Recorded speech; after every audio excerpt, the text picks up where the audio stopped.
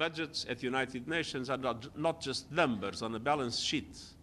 They are a matter of life and death for millions around the world. The UN faces a financial crisis. The global body employs staff in New York, Nairobi, Geneva, and deploys thousands worldwide to conflict zones and humanitarian disaster areas. But it is now facing a staff reduction by 20% and plans to cut $500 million from its budget. The Secretary General is under no illusions why the UN is running out of cash. The United Nations has faced a liquidity crisis because not all member states pay in full, and many also do not pay on time. Since President Trump took office, the US, which accounts for 22% of the UN's budget, has largely stopped paying its obligations.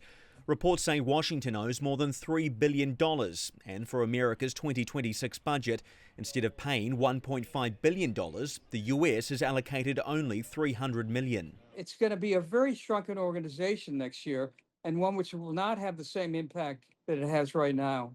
As it tries to save cash, the UN is shifting some of its agencies and work to less expensive locations, including its office in Nairobi, Kenya. But one analyst worries that in doing so, diplomats may not be able to have the important face-to-face conversations that can lead to change. Every time something happens, there is limits to Zoom. You need to meet somebody in the cafeteria or the men's room, and the kinds of temporary important sparks that fly are just not met by having people spread out all over the planet. The kinds of things that happened in New York this week. During the high-level week this year, some leaders used their addresses to criticise the UN's inability to resolve many of the crises it was created to address. One of the main roadblocks, according to diplomats, is the UN Security Council and the permanent members' ability to veto resolutions. These are major structural challenges that must be addressed for the UN's relevance to remain.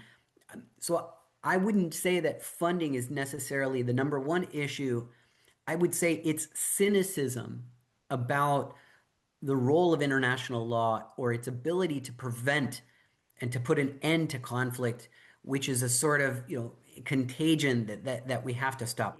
While critical of the Security Council, international relations professor and human rights advocate Steve Swerdlow says the UN is still relevant, in part because it gives smaller international voices a seat at the table, allowing them to push for action on issues such as climate change and human rights abuses.